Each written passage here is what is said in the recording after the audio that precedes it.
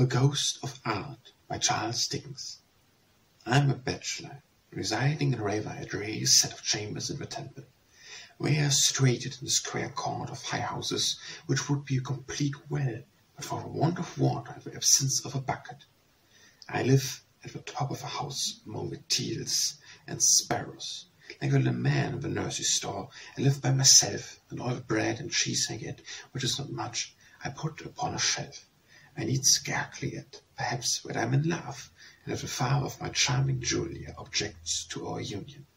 I mention these little particulars as I might deliver a letter of introduction. The reader has no acquaintance with me, and perhaps will consent to listen to my narrative. I am naturally of a dream turn of mind, and my abandoned leisure, for I am called to the bar, coupled with much lonely listening to the twittering of sparrows and the pattering of rain, is encouched with disposition. In my top set I have a wind howl on a winter night, and the man on the ground floor believes it is perfect still weather. The dim lamps with which our honourable society, supposed to be yet on the suggestions of a new discovery called gas, makes the horror of the staircase visible, deep the gloom which generally settles on my soul when I go home at night. I am in the law, but not of it. I can't exactly make out what it means. I sit in Westminster Hall sometimes in character from 10 to 4, and when I go out of court I don't know whether I'm standing on my wig or my boots. It appears to me, I mention with confidence, as if there were too much talk and too much law, as if some grains of truth stand overboard into the tempestuous sea of chaff. All this may make me mystical. Still I am confident that what I am going to describe myself as having seen and heard, actually did see and hear. It is necessary that I should observe that I have a great delight in picture. I am no painter myself, but I have studied pictures and written about them. I have seen all the most famous pictures in the world. My education and reading have been sufficient generally to possess me beforehand with a knowledge of most of the subject to which a painter is likely to have recourse, and although I might be in some doubt as to the rightful fashion of a scabbard of King Leonard's sword, for instance, I think I should know King Leonard tolerably well if I happen to meet with him. I go to all the modern exhibitions every season, and of course I revere the Royal Academy. I stand by its 40 academical articles almost as firmly as I stand by the 39 articles of the Church of England. I am convinced that in neither case could there be, by any rightful possibility, one article more or less. It is now exactly 3 years. 3 years ago, this very month, since I went from Westminster to the Temple, one Thursday afternoon in a cheap steamboat. The sky was black when I imprudently walked on board. It began to thunder and lighten immediately afterwards, and the rain poured down in torrents. The deck seemed to smoke with wet.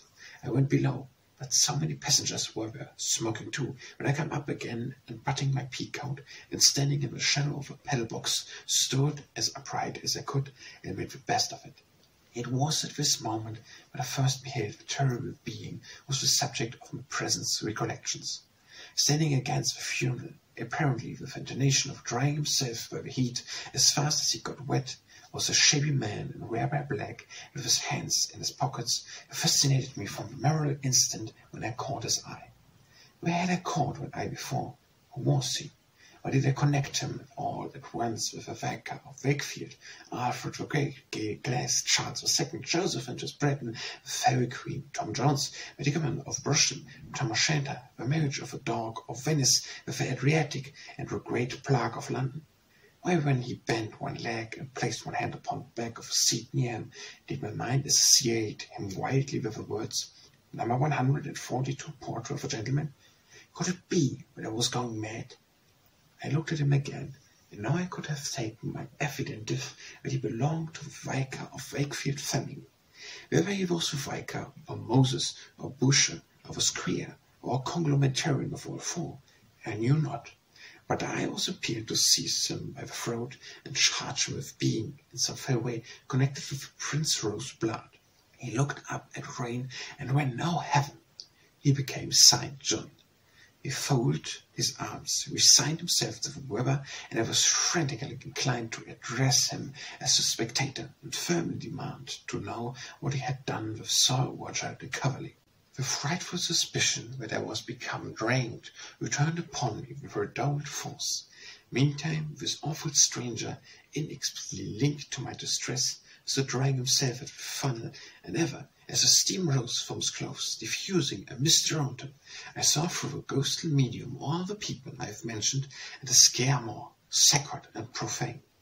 I am conscious of a dreadful inclination that stole upon me, as it thundered and lightened, to grapple with this man or demon and plunk him over the side. But I constrained myself, I know not how, to speak to him, and in a pause of a storm I crossed the deck and said, "What are you?" He replied hoarsely, "A model." "A what?" said I. "A model," he replied. I said to the profession for a book per hour. All through his narratives I give him his own words, which I deliberately printed on my memory. The relief which this disclosure gave me, the exquisite delight of the restoration of my confidence in my own sanity, I cannot describe. I should have fallen on his neck, but for the consciousness of being observed by the man at the wheel. "You win," said I, shaking him so warmly by the hand that it wrung the rain out of his coat cuff. "Are the gentlemen whom I have so quickly complained in connection with a high black chair with a red cushion and a table with twisted legs?" "I am that model," he rejoined moodily, "and I wish I was anything else." "Say not so," I returned. "I have seen you in the society of many beautiful young women, as in truth I had, and always, I now remember, in the act of making the most of his legs." "No doubt," said he. "And you've seen me along with walls of flowers and any number of table covers, antique cabins, and royals gammon?" "Sir," said I. "And royals gammon," he repeated in a louder voice. "You might have seen me in armour too, if you had looked sharp. Blessed if I hadn't stopped in half a suit of an armour as ever came out of Prince's shop, and sat for weeks together, eating nothing out of half a gold and silver dishes, as has ever been lent for the purpose of Strozes and Mortimers and Gardners and Devonportesses. Excited, as it appears, by a sense of injury, I thought he would never have found an end for the last word. But at length it rolled solely away with a thunder. "Pardon me," said I. "You are a well-favoured, well-made man, and yet, forgive me, I find, on examination of my mind, what I associate you with, what my recollection instinctively makes you, in short, excuse me, a kind of powerful monster." "It would be a wonder if I didn't," he said. "Do you know what my points are?" "No," said I. "My throat and my legs," said he. "When I don't set for a head, I mostly set for a throat and a pair of legs. Now, granted you was a painter, I was to work at my throat for a week together, and suppose you've seen a lot of lumps and bumps where it would never be wear at all, if you looked at me complete, instead of only my throat, wouldn't you?" "Probably," said I, surveying him. "Why, it stands to reason," said the model. "Work another week at my legs, and it'll be the same thing.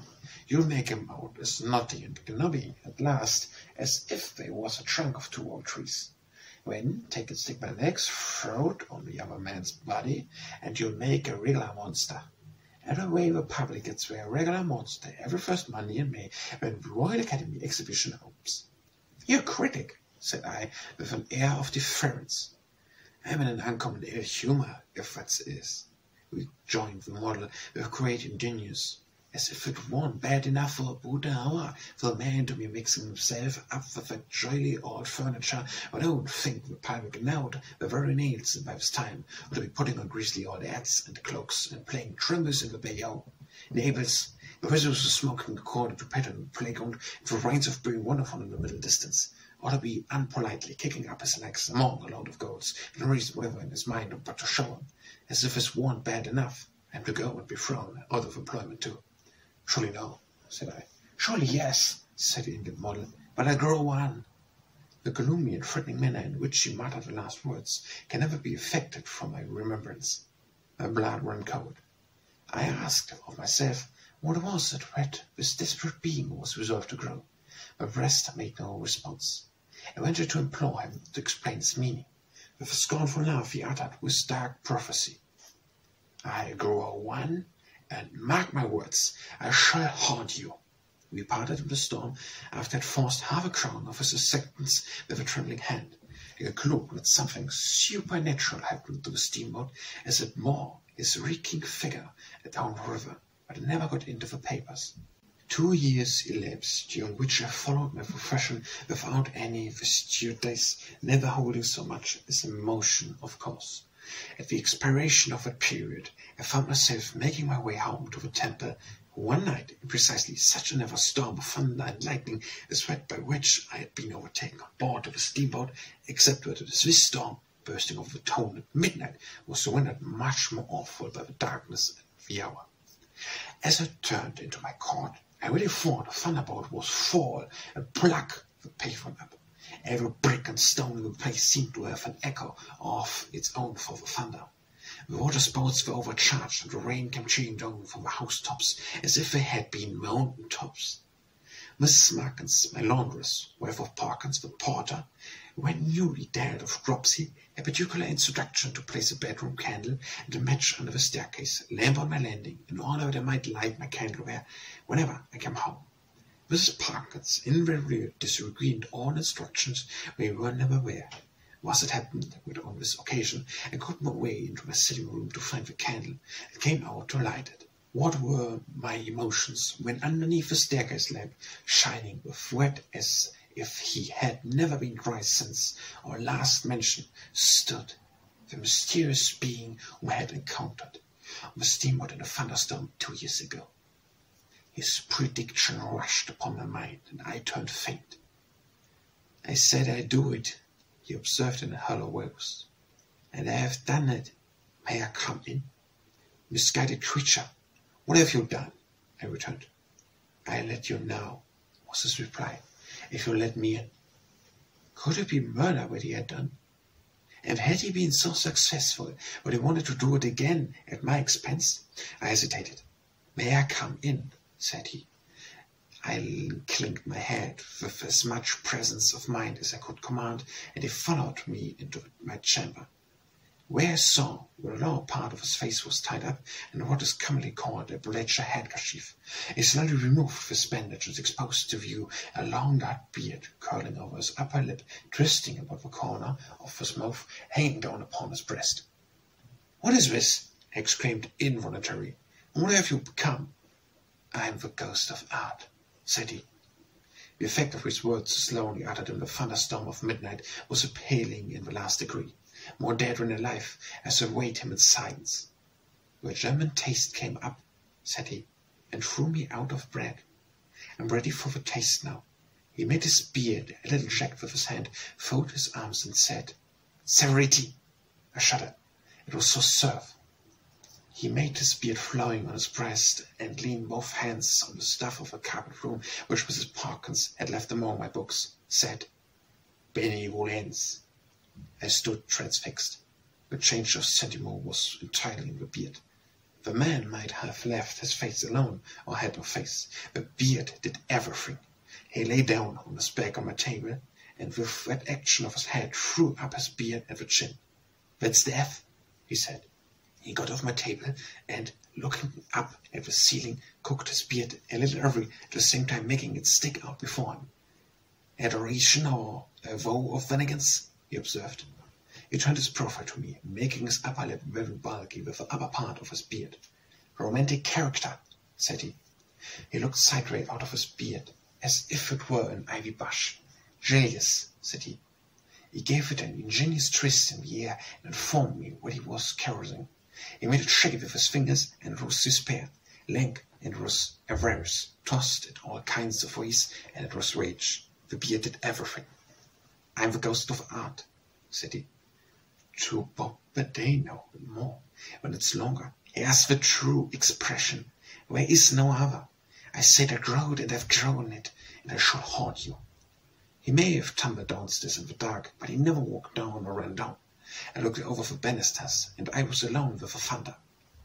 Need I add more of my terrific fate? It has haunted me ever since. I glance upon me from the walls of the Royal Academy, except when Meliscus subdues it to his genius, and fills myself with terror of the British institution, and lures young artists on the sheer destruction. Go where I will, the ghost of art, entirely working with passions and hair and expression, everything by beard, pursed me. The prediction is accomplished, and the victim has no rest.